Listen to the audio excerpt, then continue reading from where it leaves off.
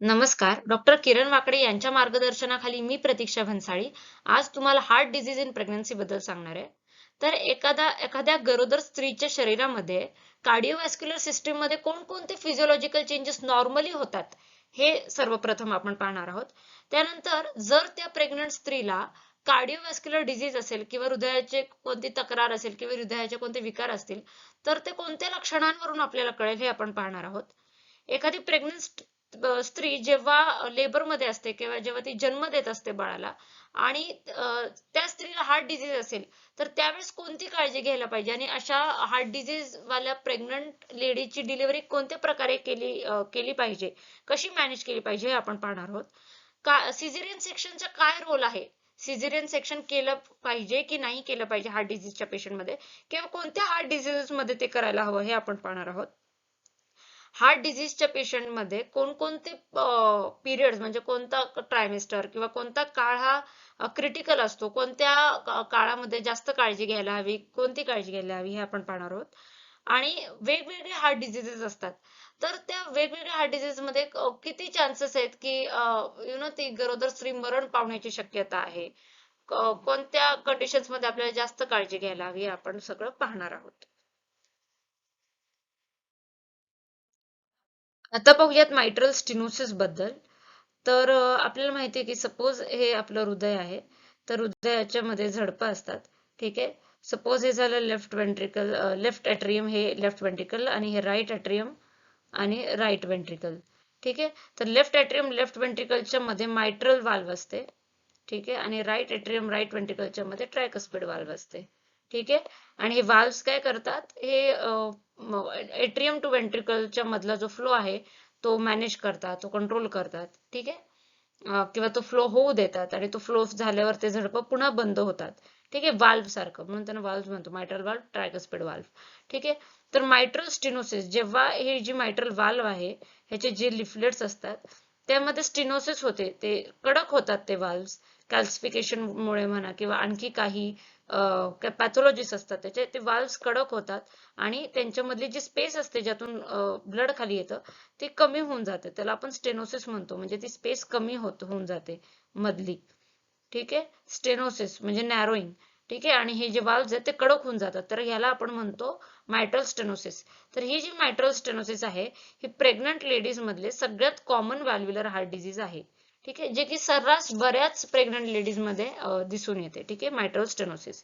तर नॉर्मली सुद्धा प्रेग्नन्सी मध्ये काय चेंजेस होतात तर आपल्याला माहिती आहे, सपोज हे ऍब्डोमेन आहे आपल्या एका प्रेग्नंट स्त्रीचा ऍब्डोमेन आहे, हे आपले लंग्स आहे. लंग्सच्या खाली डायफ्राम येतो.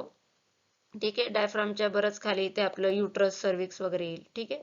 आता काय होतं, जसं जसं बाळाची वाढ होते तसं तसं हे युट्रस आकाराने वाढत जातं आणि मग ते वरती डायफ्रामवर प्रेशर टाकतं. ठीक आहे. आणि म्हणून ते ह्या डायफ्रामला वरती ढकलतं, हे युट्रस डायफ्रामला वरती ढकलतं. ठीक आहे. तर ह्या युट्रसने डायफ्रामला वरती ढकलल्यामुळे काय होऊ शकतं, जे काही आपलं हार्ट आहे ते हार्ट सुद्धा बाहेर आणि वरच्या दिशेने रोटेट होतं. ठीक आहे. बाहेरच्या दिशेने आणि वरच्या दिशेने रोटेट होतं. तर ही नॉर्मल गोष्ट आहे. ठीक आहे. अगदी खूप ग्रॉस चेंजेस नाही, पण हे बऱ्यापैकी असे चेंजेस दिसतात की हृदय वरच्या बाजूने आणि बाहेरच्या बाजूने ढकलले, त्याची डायरेक्शन पोझिशन चेंज होणं, युट्रसने डायफ्रामला वरती ढकलणं.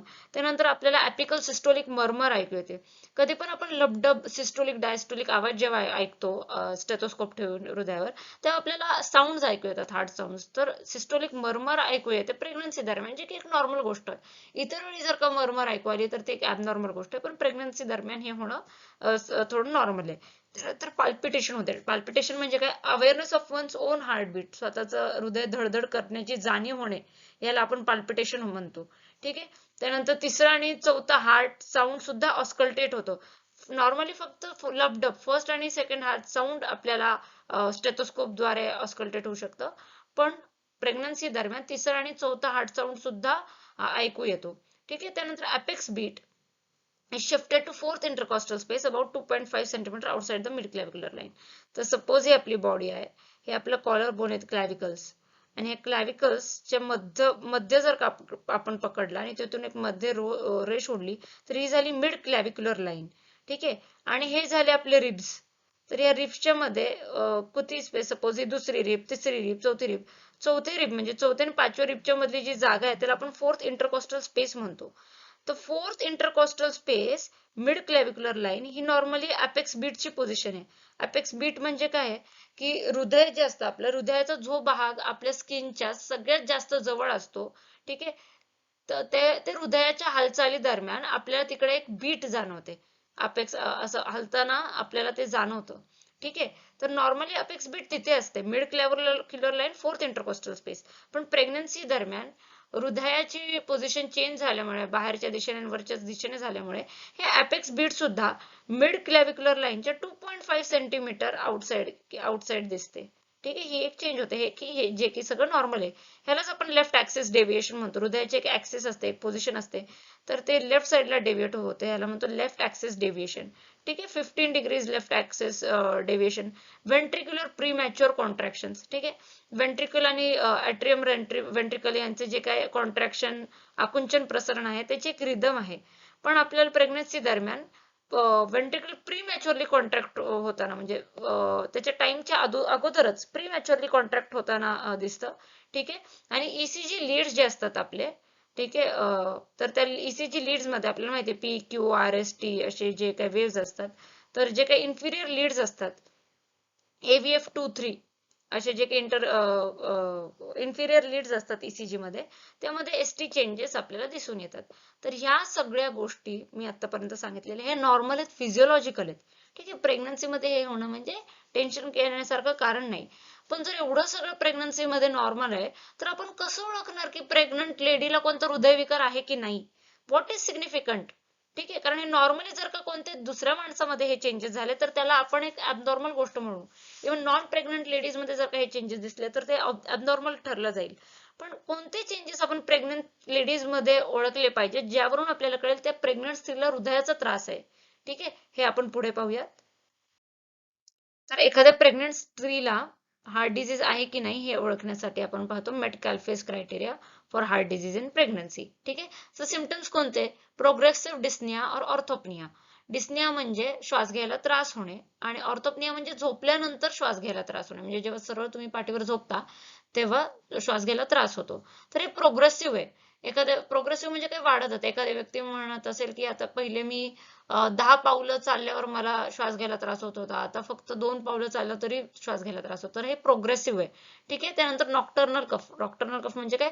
रात्री होणारा खोकला. हिमोप्टिसिस. हिमोप्टिसिस म्हणजे काय? खोकल्याद्वारे रक्त बाहेर पडणं. ठीक आहे. हिमोप्टिसिस. सिंकोपी म्हणजे चक्कर येणं, आणि चेस्ट पेन म्हणजे छातीत दुखणं.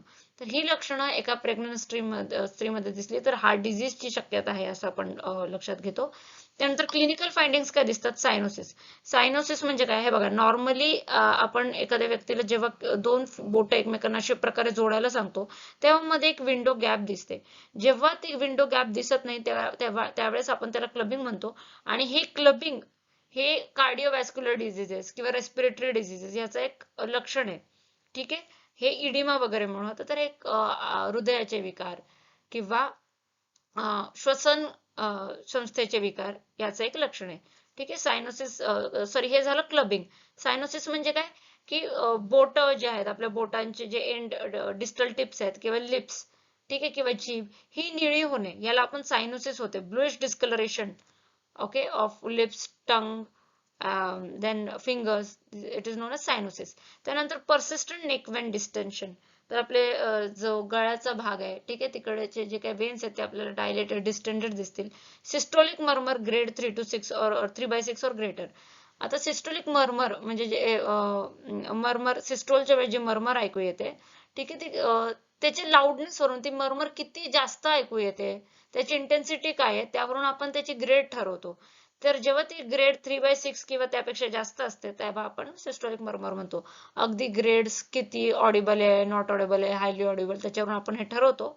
आणि आपल्याला एवढ्या डीप मध्ये जायची गरज नाही. फक्त systolic murmur greater or equal to 3/6. त्यानंतर डायस्टोलिक मर्मर ऐकू येणं. कार्डिओमेगॅली म्हणजे हृदयाचा आकार वाढणं. पर्सिस्टंट स्प्लिट सेकंड साऊंड, जो लब डब डब जो साऊंड आहे तो आपल्याला स्प्लिट ऐकू येतो. डबच्या मध्ये थोडा स्प्लिट किंवा थोडा काय म्हणतो आपण ब्रेक ऐकू येतो. ठीक आहे. ब्रेक जाणवतो. ठीक आहे, ते एक लक्षण आहे हार्ट डिझीजचं. क्रायटेरिया फॉर पल्मनरी हायपरटेन्शन म्हणजे जे काय आपल्या फुफ्फुसातल्या रक्तवाहिन्या आहेत, ठीक आहे, त्यांचं रिमॉडेलिंग होतं, त्यामध्ये चेंजेस होतात किंवा राईट व्हेंट्रिकलमध्ये काही प्रॉब्लेम होतो, त्यामुळे हे पल्मनरी हायपरटेन्शनची लक्षणं आपल्याला दिसतात.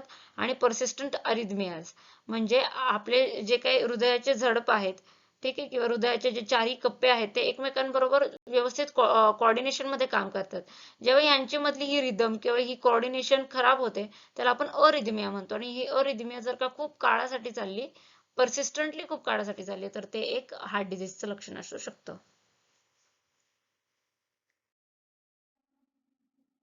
तर आता पहा, physiological and cardiovascular changes in pregnancy. ठीक आहे, तर नॉर्मली प्रेग्नन्सीमध्ये काय होतं की ब्लड व्हॉल्यूम वाढतो. ठीक आहे, किती बाय 40%. ठीक आहे, कसं तर प्लाझ्मा व्हॉल्यूम 50% वाढतो आणि त्यातले जे काही सेल्स असतील आरबीसीज वगैरे, तर ते 30% वाढतात. तर आता बघा, प्लाझ्मा जास्त वाढतोय आणि सेल्स त्या कंपॅरिझन मध्ये कमी वाढतायत. म्हणजे वाढतायत पण प्लाझ्माच्या कंपॅरिझन मध्ये कमी वाढतायत. म्हणजे जसं की आपण जसं पाण्यात असं ब्लड मध्ये पाणी टाकतोय, एवढं प्लाझ्मा मध्ये इन्क्रीज होतं. ठीक आहे, म्हणून फिजिओलॉजिकल अॅनिमिया अकर्स. ठीक आहे, याला फिजिओलॉजिकल अॅनिमिया म्हणतो. तसं तर आरबीसीज वाढतायत, ठीक आहे, पण तरी पण प्लाझ्मा एवढा वाढतोय की जसं की आपण ब्लड मध्ये पाणी टाकतोय, त्यामुळे हे अपिअरन्स फिजिओलॉजिकल अॅनिमिया सारखं दिसतं. ठीक आहे, आता अजून काय होतं की कार्डियक आउटपुट म्हणजे हे physiological anaemia is normal in pregnancy. ठीक आहे, त्यानंतर कार्डियक आउटपुट वाढायला लागतो. Begins to increase from 8 weeks of pregnancy, that is after second month, and is maximum in pregnancy at around 30 weeks. ठीक आहे, तर का बरं कार्डियक आउटपुट वाढतं? तर सगळ्यात महत्वाचं तर इनिशियल डेज मध्ये प्रेग्नन्सीच्या स्ट्रोक व्हॉल्यूम वाढतो. कार्डियक आउटपुट काय आहे ते फॉर्म्युला दिलं बघा. Cardiac output is equal two stroke volume into heart rate. Initially stroke volume म्हणजे काय, हार्ट जेव्हा बीट करतं तेव्हा प्रत्येक पंपिंग ऍक्टिव्हिटी मध्ये ते किती ब्लड देतं ते म्हणतो, त्याला आपण म्हणतो स्ट्रोक व्हॉल्यूम. आणि हार्ट रेट आपण माहिती आहे आपल्याला की पर मिनिट 72 बीट्स किंवा नाही का ऍव्हरेज 70. हा ना, तर हार्ट रेट 72 बीट्स. आणि स्ट्रोक व्हॉल्यूम काय म्हणजे प्रत्येक वेळेस जेव्हा आपला हार्ट बीट करतो तेव्हा ऍव्हरेज 70 ml 70 मिलीलिटर ब्लड आपण हार्ट पंप करतो. ठीक आहे, तर तसं 70 × 70 7 7 49 4900, तर ml म्हणजे तर साधारण 5 लिटर 5 लिटर ब्लड पर मिनिटला आपल्या बॉडीमध्ये सर्क्युलेट होत राहतं. ठीक आहे, तर हे झालं तर इनिशियली प्रेग्नन्सीमध्ये स्ट्रोक व्हॉल्यूम वाढतो आणि लेटर स्टेजेसमध्ये हार्ट रेट वाढतो. ठीक आहे, त्यामुळे कार्डियक आउटपुट वाढतो. तर बघा, at 32 weeks of gestation at around cardiac output 40% वाढतो. त्यानंतर ड्युरिंग लेबर इंट्रापार्टम म्हणजे जेव्हा लेडी बेबी डिलिव्हर करत असते तेव्हा कार्डियक आउटपुट 50% वाढतो. आणि डिलिव्हरी झाल्या झाल्या highest increase in cardiac output असतं 80%. आता असं का होतं बघा, इनिशियली तर cardiac output due to increase in stroke volume आणि हार्ट रेट ते वाढत जाईल प्रेग्नन्सी दरम्यान. पण लेबरच्या वेळेस काय होतं, जे आपलं युट्रस इन्फिरियर वेना कावावर जो दाब दिलेला असतो युट्रसने, ठीक आहे, तो हळूहळू कमी होतो कारण बेबी खाली डिलिव्हर होत असतो. त्यामुळे इन्फिरियर वेना कावावर जे काही प्रेशर आहे ते प्रेशर कमी होतं आणि त्यामुळे इन्फिरियर वेना कावामधून जे हार्टकडे ब्लड जात असतं ते ब्लड वाढतं. त्यामुळे व्हेनस रिटर्न चांगला असल्यामुळे कार्डियक आउटपुट पुन्हा वाढतो. ठीक आहे, आणि पोस्टपार्टम तर अख्खच जे काही युट्रस वरचा दाब आहे तो अख्खा गेलेला असतो. त्यामुळे जे काही ब्लड रिमेनिंग आहे प्लासेंटल युट्राईन सिस्टीम मध्ये, ठीक आहे, ते सर्क्युलेशन आईच्या सर्क्युलेशन मध्ये पुन्हा येतो, त्याला आपण म्हणतो ऑटो ट्रान्सफ्युजन. ठीक आहे, तर हे बघा, तर the gravid uterus compresses the inferior vena cava is gone. It compressing the inferior vena cava is gone, so the venous return is better. आणि दुसरी गोष्ट म्हणजे युट्रस स्ट्रॉंगली कॉन्ट्रॅक्ट करते आणि त्यामुळे जे काही प्लासेंटल सर्क्युलेशन मध्ये ब्लड आहे that comes back to the maternal system known as autotransfusion, that is mother's blood coming back to mother seen in immediate postpartum period. ठीक आहे, तर म्हणून अ नॉर्मल पेशंट, आता नॉर्मली एखाद्या नॉर्मल पेशंट मध्ये 80% blood जे काही परत ऑटो ट्रान्सफ्युजन परत येते ते टॉलरेट करणं नॉर्मल असेल, ते सहन करणं इझी असेल. पण ज्या लेडीला हार्ट डिझीज आहे त्या पेशंटला एवढं जास्त आलेलं रक्त टॉलरेट करता येणार नाही. ठीक आहे, 80% increase in cardiac output tolerate करता येणार नाही आणि त्यामुळे ते पेशंट कार्डियक फेलियर मध्ये जाऊ शकते.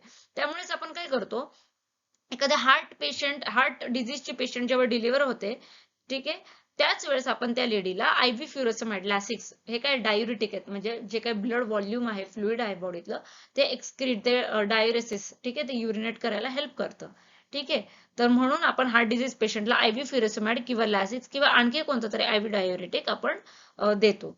ठीक आहे. तर आता बघा, जसं जसं कार्डियक आउटपुट वाढायला लागतं, तसं तसं maximum risk of heart disease in patient going in cardiac failure, म्हणजे सुरुवातीला प्रेग्नन्सी दरम्यान कार्डियक फेलियर मध्ये जाण्याची शक्यता कमी हार्ट डिझीजच्या पेशंटमध्ये.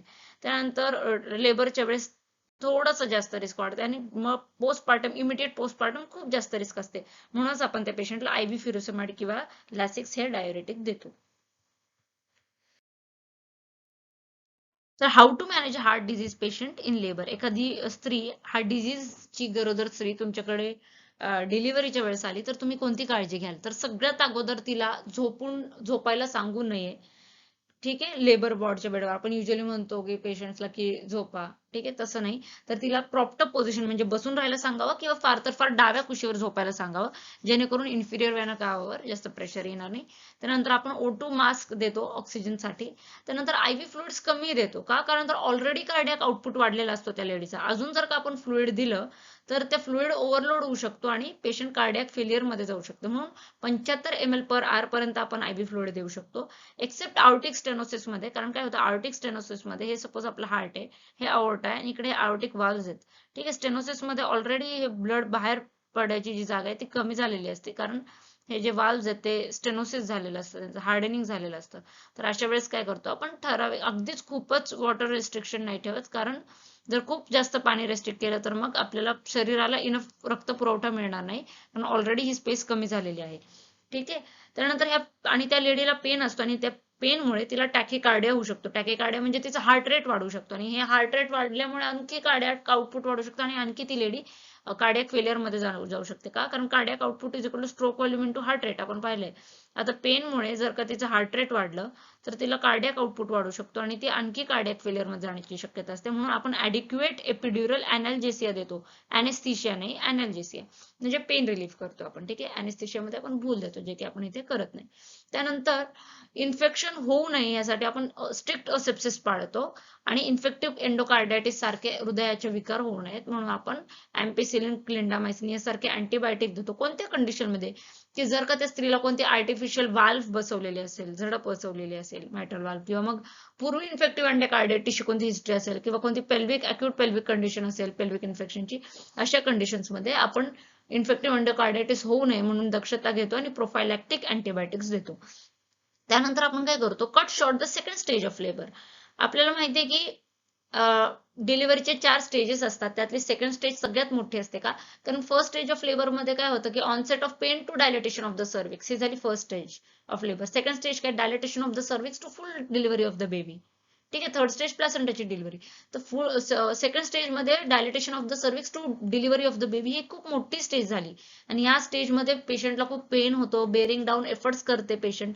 त्यावेळेस कार्डियाक आउटपुट आणखी वाढायची, म्हणजे ऑलरेडी कार्डियाक आउटपुट वाढत असतं कारण युटरसवरचं प्रेशर कमी होत असतं आणि त्यात त्या लेडीचे पण हार्ट रेट वाढलेले असतात. त्यामुळे खूप जास्त कार्डियाक आउटपुट वाढून लेडी हार्ट फेलियर मध्ये जाण्याची शक्यता असते. म्हणून आपण काय करतो, त्या लेडीला म्हणतो की तू स्टेशन 2 पर्यंतच पुश कर. ठीक आहे. स्टेशन 2 म्हणजे काय? आपल्याला माहिती, आपलं युटरस सर्व्हिक्स जे आहे, ठीक आहे, तर आपलं जे इशियल स्पाइन आहे त्याला आपण स्टेशन 0 मानतो. ठीक आहे. इशियल स्पाइनला, तर इशियल स्पाइन पासून ते जे खालच्या जे एरिया त्याला स्टेशन 1, 2, 3 असं आपण नंबरिंग देतो. ठीक आहे. आपण समजतो असं. तर स्टेशन 2 पर्यंतच, की बाबा तू बेअर डाऊन कर, बाळाला फक्त स्टेशन 2 पर्यंत आण, पुढचं सगळं माझ्यावर सोड. ठीक आहे. तिने स्टेशन 2 पर्यंत आणलं की आपण पटकन काय करतो, फोर्सेप्स किंवा व्हॅक्यूम वापरतो. शक्यतो फोर्सेप्स वापरणं जास्त सोपं असतं, कारण पटकन फोर्सेप्स घेऊन आपण त्या बेबीला डिलिव्हर करू शकतो. व्हॅक्यूम वापरणं का मुश्किल असतं, कारण तर व्हॅक्यूम मध्ये आपल्याला ते प्रेशर, व्हॅक्यूमचा जो काही प्रेशर आहे ते प्रेशर वाढेपर्यंत वाट पाहावी लागते. त्यानंतर ते बरोबर अपोज करावं लागतं त्या बेबीच्या हेडला आणि त्यानंतर त्या बेबीला डिलिव्हर करू शकतो. तर या प्रोसेसला वेळ लागतो. तर फोर्सेप्स काय इझी, कारण फोर्सेप्स घेऊन लगेच आपण बेबीला बाहेर काढू शकतो मॅन्युअली. सो फोर्सेप्स वापरून is much easier. Okay. So आपण म्हणतो की स्टेशन 2 पर्यंतच त्या लेडीला पुश करू देतो आणि त्यानंतर पुढे आपण स्वतः प्रोफायलॅक्टिक फोर्सेप्सनी त्या बेबीला खाली ओढतो, जेणेकरून मदरला जास्त बेअरिंग डाऊन एफर्ट्सनी काही त्रास नाही होणार. ठीक आहे, आणि ती मदर हा कार्डियक फेल्युअर मध्ये जाणार नाही. ठीक आहे, आणखी पुढे पाहूयात how to manage a heart disease patient in labour. त्यानंतर मी ऑलरेडी सांगितलेलं आहे की डिलिव्हरी नंतर हार्ट डिझीजच्या पेशंटला आपण IV फ्युरोसमाइड किंवा डायरेटिक्स देतो, कारण डिलिव्हरी झाल्या झाल्या 80% इन्क्रीज होतं कार्डियक आउटपुटमध्ये आणि ती पेशंट कार्डियक फेल्युअर मध्ये जाण्याची शक्यता असते. म्हणूनच आपण फ्लुइड ओव्हरलोड होऊ देत नाही आणि फ्युरोसमाइड या डायरेटिकने जे काही फ्लुइड आहे ते युरिनेट किंवा डायुरिसिस होण्याला मदत होते. ठीक आहे, त्यानंतर आपण मिथर्जिन अजिबात देत नाही, ऍब्सोल्युटली कॉन्ट्राइंडिकेटेड, कारण मिथर्जिन काय करतं, कॉन्ट्रॅक्शन कॉज करतं आपल्या युट्रसचं. ठीक आहे, एवढं जास्त सडनली युट्रसचं कॉन्ट्रॅक्शन झालं तर युट्रस काय करेल, जे काही संपूर्ण ब्लड आहे ते तात्काळ खूप फास्ट आपल्या सर्क्युलेटरी सिस्टीम मध्ये पास करेल आणि त्यामुळे आफ्टर लोड प्री लोड मध्ये वाढ होईल, वेझो कॉन्स्ट्रिक्शन होईल आणि त्यामुळे जे काही आपल्या हृदयाच्या रक्तवाहिन्या आहेत, कोरोनरी आर्टरी, त्याचं स्पाझम होऊ शकतं, ते आकुंचन पाहू शकतात. अचानक एवढ्या रक्तपुरवठा आल्यामुळे ते सहन न झाल्यामुळे ते वेझो कॉन्स्ट्रिक्शन मध्ये जातात ऍज अ रिॲक्शन आणि त्यामुळे लेफ्ट व्हेंट्रिक्युलर फेल्युअर होण्याची शक्यता असते आणि डेथ व्हायची शक्यता असते, कारण हार्ट इतक्या फास्ट एवढं आलेलं 600 ml रिटर्न ऑफ ब्लड पचवू शकत नाही किंवा कोप नाही करू शकत त्याबरोबर. ठीक आहे, आणि जर पेशंटला पोस्टपार्टम हेमरेज असेलच की बाबा आता पोस्टपार्टम हेमरेज होतोय, खूप ब्लड बाहेर पडतंय आणि आपल्याला मिथर्जिन किंवा ऑक्सिटोसिन देण्याची गरज आहे, तर आपण ऑक्सिटोसिन देऊ शकतो, मिथर्जिनच द्यायची काही गरज नाहीये. आणखी हे झालं management of heart disease in patient in labour. हा एक खूप महत्वाचा प्रश्न होता, जो की 7 मुद्द्यांमध्ये आपण याचं उत्तर पाहिलेलं आहे. आणखीन एक प्रश्न येतो की सी सेक्शनचा काय रोल आहे. हार्ट डिझीजच्या पेशंटमध्ये आपण सी सेक्शन, सिझेरियन सेक्शन करतो का, तर फक्त हार्ट डिझीज आहे म्हणून सिझेरियन सेक्शन केलंच पाहिजे असं नाहीये. So C section is never indicated on the grounds of cardiac disease alone. Okay, except aneurysm of aorta असेल, ठीक आहे, की abnormal dilatation of the aorta, अओर्टाची जी रक्तवाहिनी आहे त्यामध्ये ॲबनॉर्मल डायलिटेशन असेल, अॅन्युरिझम असेल किंवा मग तर त्यावेळेस आपण सी सेक्शनचा विचार करतो, पण नेहमीच नॉर्मल वजायनल डिलिव्हरी नेहमी सेफ असते. ठीक आहे, आता तुम्ही म्हणाल पूर्वी जर का सिझेरियन झालंय आणि आता परत बाकी लेडीज सारखं या लेडीमध्ये सुद्धा आपण नॉर्मल डिलिव्हरीसाठी ट्रायल देऊ शकतो का, तर नाही. हार्ट डिझीजच्या पेशंटमध्ये आपण ट्रायल ऑफ लेबरला चान्स नाही देत. ठीक आहे, सी सेक्शनच डिसिजन आपण घेतो. ठीक आहे, आणि सी सेक्शन आपण एक्सपर्ट अनेस्थेटिस्टच्या मदतीने करतो. ठीक आहे, आता रिस्क काय असते की पेशंट जेव्हा चाइल्ड डिलिव्हर झाल्यानंतर पुन्हा प्लासेंटल सर्क्युलेशन पटकन जेव्हा बंद होतं तेव्हा पुन्हा एवढं सगळं ब्लड आल्यामुळे ते पेशंट कार्डियक फेल्युअर मध्ये जाण्याची शक्यता असते आणि पोस्ट ऑपरेटिव्ह सुद्धा निमोनिया किंवा पल्मोनरी कोलॅप्स आणि एम्बोलिझम मध्ये पेशंटनी जाण्याची शक्यता असते. ठीक आहे, सी सेक्शन झाल्यावर तर ती दक्षता ते रिस्क असतात, बट तरी पण normal vaginal delivery is always safest unless conditions like aneurysm of अओर्टा.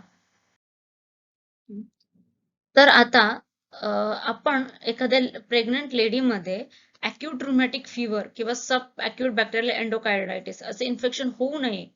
ठीक आहे, तर त्याची काय काळजी घेतो. एखाद्या ऑलरेडी प्रेग्नंट लेडीमध्ये जिला हार्ट डिझीज आहे त्या लेडीमध्ये असे इन्फेक्शन होऊ नये हार्टचे, तर त्यासाठी काय प्रोफायलॅक्सिस देतो, कोणती काळजी घेतो.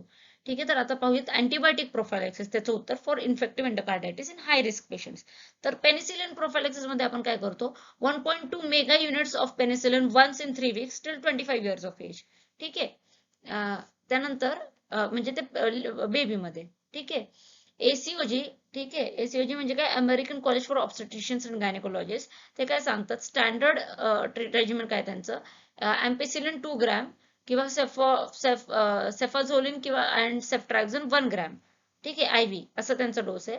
आणि जर पेनिसिलिनला ॲलर्जी असेल तर मग आपण सेफाझोलिन किंवा सेफ्ट्राएक्झाइन किंवा क्लिंडामायसिन हे देऊ शकतो. त्यांचा डोसेज मी दिलेला आहे, सेफाझोलिन किंवा सेफ्ट्राएक्झाइन 1 ग्रॅम आणि क्लिंडामायसिन 600 mg आणि ओरल अमोक्सिसिलिन आपण 2 ग्रॅम देतो. आता पाहूयात अमेरिकन हार्ट असोसिएशन काय गाईडलाईन. तर अमेरिकन हार्ट असोसिएशनच्या अनुसार स्टँडर्ड डोस काय, अँपेसिलिन 2 ग्रॅम IV किंवा इंट्रामस्क्युलर म्हणजे इंट्राव्हेनस किंवा इंट्रामस्क्युलर किंवा अमोक्सिसिलिन 2 ग्रॅम PO म्हणजे orally twice a day.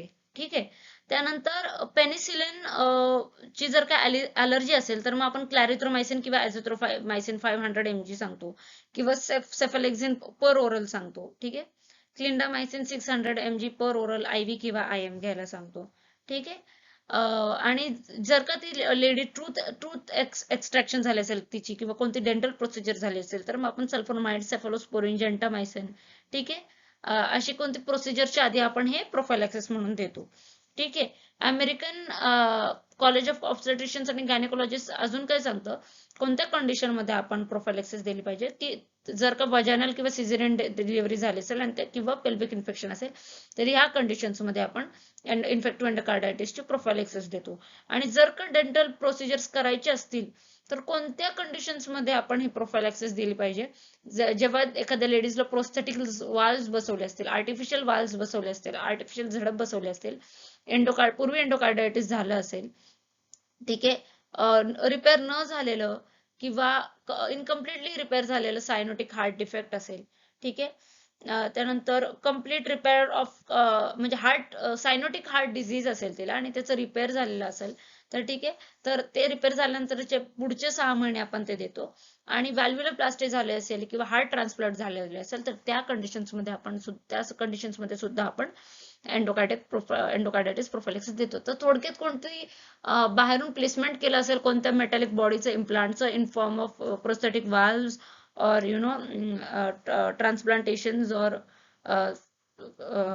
any valvuloplasty is done in such cases, and if you want to undergo any dental procedures or if there is any active pelvic infection, then we give antibiotic prophylaxis for infective endocarditis or rheumatic heart disease. आता पाहूयात what are the critical periods in heart disease. आणि हे आपण already पाहिलेलं आहे. ठीक आहे. Intrapartum कसं ते रिस्क वाढत जाते ते आपण सेकंड स्लाइड मध्येच ते आपण पाहिलेलं आहे. ठीक आहे, की इमिडिएटली पोस्टपार्टम पिरियड मध्ये सगळ्यात जास्त हाय रिस्क असते, कारण कार्डियक आउटपुट जे काही प्लॅसेंटल सर्क्युलेशन मधलं ते पुन्हा मॅटर्नल ब्लड मध्ये येतं, मॅटर्नल सर्क्युलेशन मध्ये येतं. आणि मग पहिल्या 24 तासात एम्बोलिझम, ठीक आहे, म्हणजेच ब्लड मध्ये फॅट किंवा कोणतं सबस्टन्स एअर असं अशा गोष्टींचा अडथळा निर्माण होऊ शकतो या गोष्टींमुळे सर्क्युलेशन मध्ये, त्यालाच आपण एम्बोलिझम म्हणतो. तर त्या पहिल्या 24 तासात त्याची खूप शक्यता असते. आणि डिलिव्हरी नंतरचे पहिले 5 दिवस यामध्ये सबअक्यूट बॅक्टेरियल एंडोकार्डायटिस होण्याची शक्यता खूप जास्त असते, कारण त्यावेळेस आईची पण खूप एनर्जी कंझ्युम झालेली असते, इम्युनिटी कमी झालेली असते. ठीक आहे, म्हणजे ऑलरेडी प्रोजेस्टेरॉन किंवा असे स्टेरॉइड्स, ठीक आहे, असे जे कॉर्टिकोस्टेरॉइड्स वगैरे अशा हॉर्मोन्सची जी लेवल आहे ती बॉडीमध्ये वाढलेली असते आणि त्यामुळे अशा वेळेस आईची इम्युनिटी ऑलरेडी कमी असते. ठीक आहे, तर intrapartum period 32 weeks of gestation यामध्ये कसं कार्डियक आउटपुट वाढतं, कशामुळे वाढतं हे पण आपण पाहिलेले आहे. फोर्सेस डिलिव्हरी कधी केली पाहिजे, कशी केली पाहिजे हे पण आपण पाहिलेले आहे. तर what are the critical periods in heart disease याचं उत्तर तुम्ही पूर्वीच्या उत्तरांवरून लक्षात आणून तुम्ही लिहू शकता एक्झाम मध्ये. ठीक आहे, आता आणि व्हॅक्यूम डिलिव्हरी आपण का नाही करत, कारण मी सांगितलं ते प्रेशर वाढायला, व्हॅक्यूमची जी काही मशीन आहे त्याचं प्रेशर वाढायला वेळ लागतो. त्यानंतर ते ॲडिक्युएटली त्याचं प्लेसमेंट करायचं बाळाच्या डोक्याला आणि ते ओढणं याला सगळ्याला टाइम लागतो.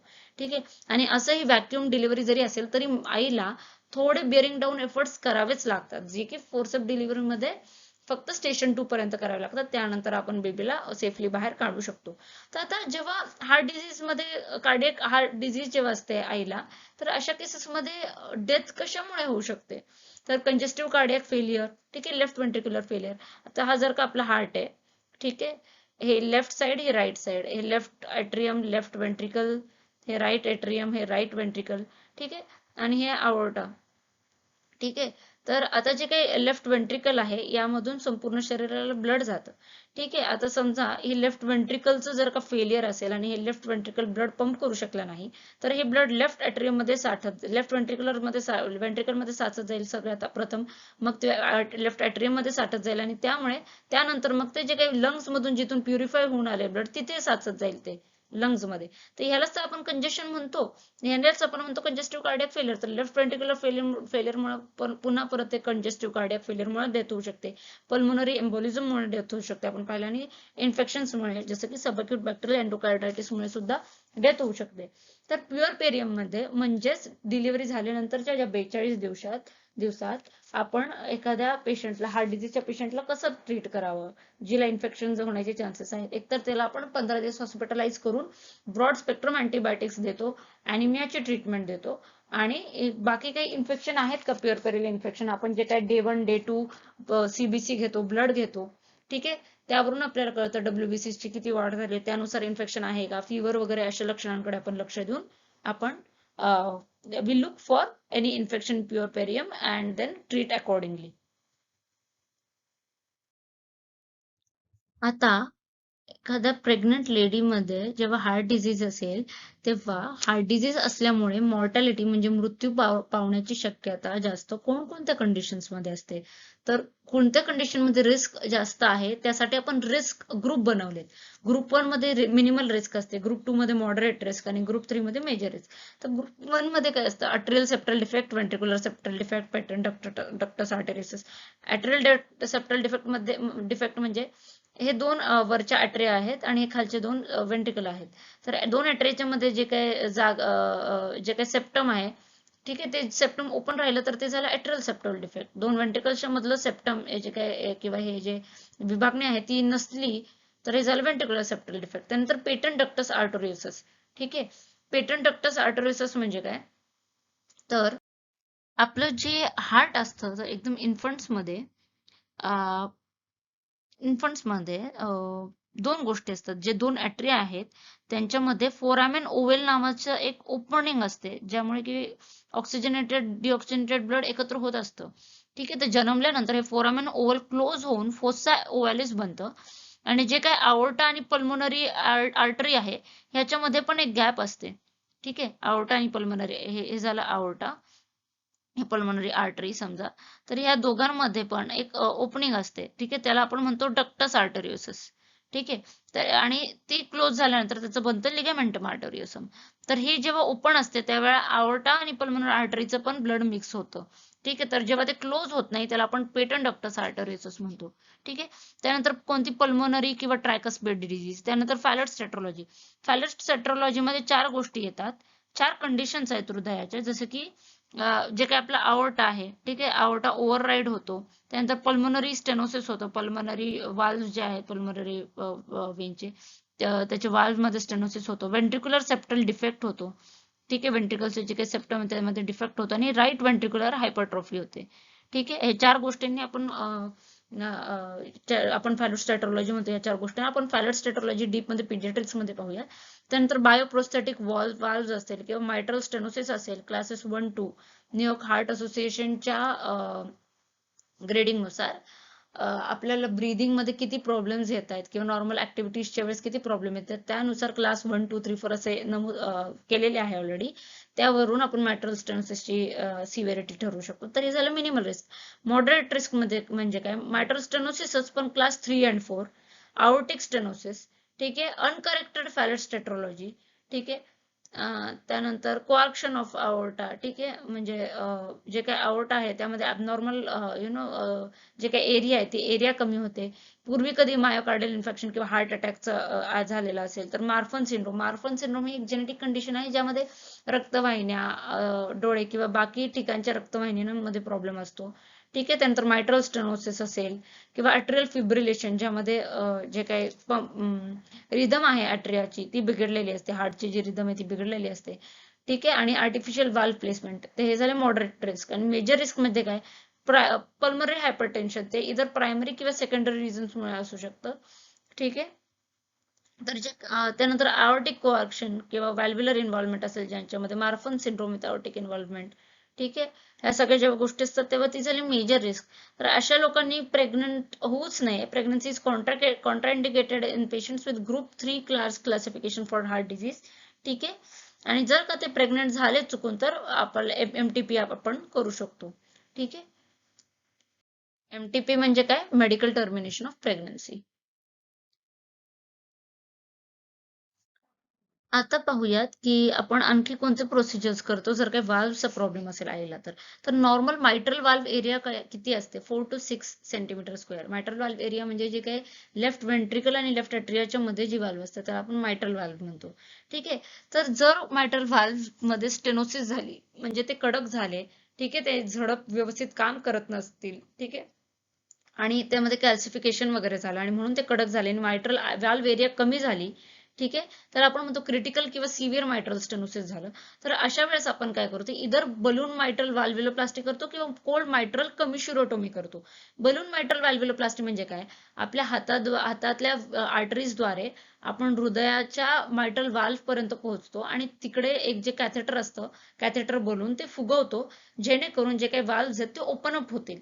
किंवा आणि दुसरं मायट्रल क्लोज मायट्रल कमिशिरोटोमी मध्ये आपण काय करतो, जे काही वाल्व्ज आहेत त्यावर जे काही कॅल्शियमचे कण साठलेत, कॅल्शियम साचल्यामुळे जे काही ते कडक झालेत, तर सगळं कॅल्शियम आपण उडवून टाकतो. ठीक आहे, मशीनद्वारे. तर त्याला आपण म्हणतो कोल्ड मायट्रल कमिशिरोटोमी. ठीक आहे, आणि ही दोन्ही प्रोसिजर्स आयडियली प्रेग्नन्सी अगोदर करायला पाहिजेत. ठीक आहे, आणि आणखी एक कंडिशन हे ऑपरेशन्स करण्यासाठी की वाल्व्स शाबूत पाहिजेत, प्लायबल पाहिजेत, म्हणजे ते वर खाली होणे किंवा फ्लेक्झिबिलिटी त्यांची शाबूत पाहिजे, कॅल्सिफिक नसले पाहिजे ते. ठीक आहे, कारण जर का ते खूपच कॅल्सिफिक असतील, कम्प्लीटच कॅल्सिफिकेशन झालेलं असेल, तर मायट्रल वाल्व रिप्लेसमेंट हाच एक ऑप्शन उरतो. ठीक आहे, आणि जर का बायोप्रोस्थेटिक वाल्व असली तर ठीक आहे. प्रॉब्लेम केव्हा येतो, जेव्हा मेटॅलिक वाल्व आपण टाकतो, कारण मेटॅलिक वाल्व्ह मध्ये रक्त साठून राहण्याची शक्यता असते.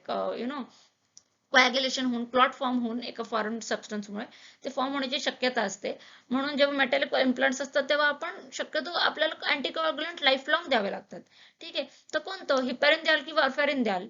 ठीक आहे, तर वॉरफॅरिन कायम एक बेटर आणि सुपिरियर अँटीकोॲग्युलंट आहे आणि ते आपण नॉन प्रेग्नंट लेडीज मध्ये देऊ शकतो. ठीक आहे, पण जर ती बाई आपल्याला कळालं की ती प्रेग्नंट झालीये किंवा ती तिने कन्सिव्ह केलंय, ठीक आहे, तर पहिल्या 12 आठवड्यांसाठी हिपॅरिनला शिफ्ट करावं लागेल. का? कारण वारफारिन टेराटोजेनिक आहे, कॅन्सर कॉझिंग आहे, सॉरी ॲबनॉर्मॅलिटीज कॉज करणार आहे, टेराटोजेनिक आहे, टॉक्सिक आहे. ठीक आहे, आणि फर्स्ट ट्रायमिस्टर मध्ये टेराटोजेनिस होण्याची शक्यता खूप जास्त असते, टेराटोजेनिसिटी. ठीक आहे, वॉरफॅरिनमुळे कोनरॅडी सिंड्रोम होऊ शकतो, ज्यामध्ये बाळाचे कार्टिलेजेस किंवा ब्रेनला प्रॉब्लेम होऊ शकतो. त्यामुळे एंटायर फर्स्ट ट्रायमिस्टर जे काय आहे, जे पहिले 12 महिने आहेत, तेव्हा आपण हेपॅरिनला शिफ्ट करतो. त्यानंतर जेव्हा सेकंड ट्रायमिस्टर चालू होतं, तेव्हा टेराटोजेनिसिटीची काही रिस्कच नसते. ठीक आहे, आणि त्यावेळेस आपण वॉरफॅरिनला शिफ्ट करू शकतो पेशंटला. पण पुन्हा जेव्हा थर्ड ट्रायमिस्टर सुरू होतो किंवा 36 वीक्सच्या पुढे पेशंट कधी पण लेबरमध्ये जाऊ शकतो. ठीक आहे, आणि हिपॅरिन प्लासेंटाला कधीच क्रॉस नाही करू शकत, पण वॉरफॅरिन तर प्लासेंटा क्रॉस करू शकतो. ठीक आहे, तर वॉरफॅरिनचे तोटे काय आहेत 36 वीक्स नंतर, की एकतर ते प्लासेंटा क्रॉस करून बेबीच्या सर्क्युलेशन मध्ये जाऊ शकतं.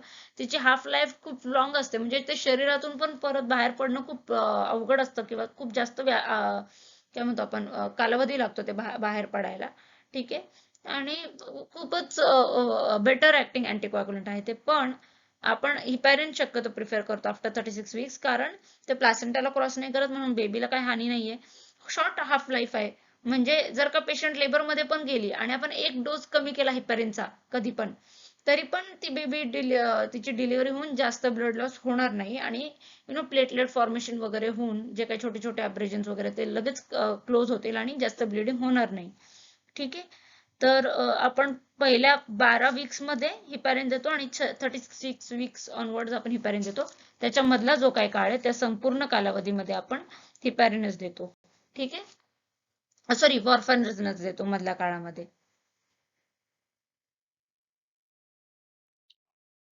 ठीक आहे, तर हे मुद्दे आपण ऑलरेडी डिस्कस केलेले आहेत की पेशंट जेव्हा वॉरफॅरिनवर असतो आणि लेबरच्या वेळेस आणि इव्हन सिझेरियनच्या वेळेस ते वॉरफॅरिन बर्थ कॅनलमधून बेबीमध्ये पास होऊ शकतं आणि बेबीला सुद्धा इंटरनल ब्लिडिंग आणि ब्रुजिंग होऊ शकते, कारण वॉरफॅरिन हे अँटीकोॲग्युलंट आहे.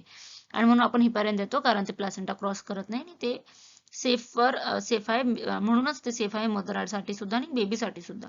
आणि ब्रेस्ट फिडिंगच्या वेळेस आपण आता डिलिव्हरी नंतर काय करायचं, तर डिलिव्हरी नंतर ब्रेस्ट फिडिंगच्या वेळेस वॉरफॅरिन सेफ असतं, नो प्रॉब्लेम.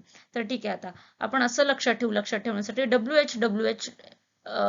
डब्ल्यू पासून ते डब्ल्यू पर्यंत आणि एच असं W for warfarin, H for heparin.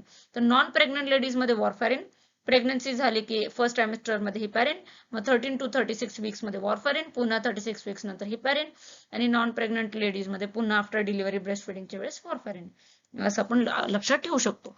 आता हार्ट डिझीज पेशंट्स मध्ये मी सांगितलंय की वजायनल डिलिव्हरीज आपण प्रेफर करतो, पण सिझेरियन सेक्शन आपण कधी करतो, जे काही ऑब्स्टेट्रिकल इंडिकेशन्स आपण पाहिलेले आहेत सिझेरियन साठी, सी सेक्शन साठी, त्याच वेळेस आपण सिझेरियन करतो इव्हन हार्ट डिझीज पेशंट्स मध्ये. जसं की कॉन्ट्रॅक्टेड पेल्विस, पेल्विसची साईज छोटी असणं, प्लॅसेंटा प्रिव्हिया, ठीक आहे, ज्यामध्ये अँटीपार्टम हेमरेज होण्याची शक्यता असते, फिटल डिस्ट्रेस असेल किंवा प्रिव्हियस LSCS असेल, ठीक आहे, अशा कंडिशन मध्ये LSCS असेल तर अशा कंडिशन्स मध्ये आपण सिझेरियन सेक्शन प्रिफर करतो. ठीक आहे. आणि आता कोणती हार्ट डिझीज आहे ज्यात आपण LSCSच करतो, ऍब्सोल्यूट इंडिकेशन आहे LSCS साठी, तर मार्फन सिंड्रोम. ठीक आहे, ज्यामध्ये मी सांगितलं की जेनेटिक कंडिशन आहे, ज्यामध्ये ब्लड वेसल्स जे काही कनेक्टिव्ह टिश्यू आहे त्यामध्ये प्रॉब्लेम असतो. ठीक आहे, आणि आयोर्टिक रूट डायलिटेशन असतं मोर दॅन 4 सेंटीमीटर. ठीक आहे, आणि अशा कंडिशन मध्ये आपण का ऍब्सोल्युटली LSCS करतो, कारण जर का मदरनी बिअर डाऊन केलं तेव्हा आवर्टा रप्चर होऊ शकतो, आणि इव्हन आवर्टिक अॅन्युरिझम अशी कंडिशन असते ज्यामध्ये अबनॉर्मल डायलिटेशन ऑफ आवर्टा होतं. अशा कंडिशन्स मध्ये सुद्धा आवर्टा रप्चर होण्याची शक्यता असते. म्हणून असे जे कंडिशन्स आहेत, Marfan syndrome with aortic root dilatation आणि आवर्टिक अॅन्युरिझम्स, या दोन कंडिशन मध्ये आपण ऍब्सोल्युटली सिझेरियन सेक्शनच प्रेफर करतो. ठीक आहे. आता जेव्हा कोआर्क्टेशन ऑफ आवर्टा असेल, ज्यामध्ये आवर्टाची साईज कमी होऊन जाते, ठीक आहे, आणि वजायनल डिलिव्हरी पॉसिबल असेल, तर अशा कंडिशन मध्ये आपण LSCS ला ऍज अन ऑप्शन ठेवू शकतो. ठीक आहे, एकतर शक्यतो तरी पण आपण वजायनल डिलिव्हरीज प्रेफर करतो, पण त्यावेळेस गरज पडली तर आपण सिझेरियन सेक्शनला प्रेफरन्स देतो. आता बघत प्रेग्नन्सीचे जे काही कंडिशन्स देतील तुम्हाला, की बाबा ह्या लेडीला आता ग्रेड 1 मायट्रल स्टेनोसिस आहे किंवा ग्रेड 2 मायट्रल स्टेनोसिस आहे, ग्रेड 4 मायट्रल स्टेनोसिस आहे, तर अशा सगळ्या कंडिशन्स मध्ये आपण कसं मॅनेज करणार. ठीक आहे, कोणताही क्वेश्चन आला तरी एका पेज मधून तुम्ही ते आन्सर करू शकता. आता ग्रेड 1 आणि ग्रेड 2 मायट्रल स्टेनोसिस असेल तर ते बेड रेस्ट, रेग्युलर चेकअप वगैरे मॅनेज होते. आपण तिला सांगायचे कंडिशन्स की डाव्या कुशीवर झोपत जा बाबा. ठीक आहे, तर ते नॉर्मली मॅनेज होऊन जातं. ग्रेड 3 असेल, ठीक आहे, आणि ते वेल कंट्रोल्ड असेल, म्हणजे तिला काही असे डेंजरस सिम्पटम्स नसतील, जसे की डोकं दुखणं, चक्कर येणं, खूप जास्त ब्रेथलेसनेस होणं, ठीक आहे, किंवा मग चेस्ट पेन. आणखी जे काही आपण हार्ट डिझीजचे मेडिकल क्रायटेरिया मध्ये आपण पाहिलेले आहे, जसं की नॉक्टर्नल कफ होणं, खोकताना ब्लड बाहेर पडणं, चक्कर येऊन पडणं, असे जर का कंडिशन्स असतील तर आपण तिला घरी जायला सांगू शकतो. पण जर का ग्रेड 4 मायट्रल स्टेनोसिस असेल तर त्या पेशंटला आपण थ्रू आउट प्रेग्नन्सी हॉस्पिटलमध्ये राहायला सांगतो. प्रॉपर पोझिशन म्हणजे बसून राहायला सांगतो डिलिव्हरीच्या वेळेस. सॉल्ट, मीठ, खाद्यपदार्थांमध्ये मीठ कमी घ्यायला सांगतो. जास्त पाणी पिणं अवॉइड करायला सांगतो. ठीक आहे, त्यानंतर ऑक्सिजन देतो, डिगॉक्सिन देतो 0.25 mg TDS, कारण पेशंट हार्ट फेलियर मध्ये जाण्याची शक्यता असते आणि digoxin is a cardiac stimulant म्हणून आपण ते देतो. ठीक आहे, लॅसिक्स देतो विथ पोटॅशियम सप्लिमेंट्स, जेणेकरून फ्लुइड ओव्हरलोड होणार नाही आणि पोटॅशियमचा लॉस झाला तर ते पोटॅशियम सप्लिमेंट्स मुळे भरून निघेल. अॅनिमिया पासून बचावासाठी आपण फेरस सल्फेट देतो. ठीक आहे, 600 mg डेली, आणि जर काही इन्फेक्शन असेल तर त्या अॅम्युनोसॅलिसायड्स आणि ब्रॉड स्पेक्ट्रम अँटीबायोटिक्सने आपण ट्रीट करतो. ठीक आहे, तर हे झालं. तर डिगॉक्सिनची काही हानी नाहीये प्रेग्नन्सीमध्ये. ठीक आहे, जर डिगॉक्सिन जर का पेशंटला खूपच सिव्हिअर ब्रेथलेसनेस असेल किंवा हार्ट फेलियर असेल किंवा मग ऑर्थोप्निया म्हणजे झोपल्यावर तिला श्वास घ्यायला त्रास होत असेल तर आपण इंजेक्शन डिगॉक्सिन देतो. सुरुवातीला 0.5 mg IV आणि मग 0.25 mg ओरली IV किंवा IM दर 4 तासांनी. ठीक आहे, टिल पूर्ण डोस 5 mg होईपर्यंत. त्यापुढे 5 mg पेक्षा जास्त डोस होईपर्यंत आपण देत नाही, बिकॉज त्याने डिगॉक्सिन टॉक्झिसिटी होऊ शकते. तर हे झालं हार्ट डिझीज इन प्रेग्नन्सी. आपण सगळे मुद्दे पाहिलेले आहेत. क्वेश्चन्स थ्रूच अप्रोच घेतलेला आहे, उत्तर कसं लिहायचं आहे त्याचं. त्यामुळे तुम्हाला हार्ट डिझीजशी रिलेटेड, इन प्रेग्नन्सीशी रिलेटेड कोणतेही प्रश्नाचं उत्तर द्यायला सोपं होईल. थँक्यू.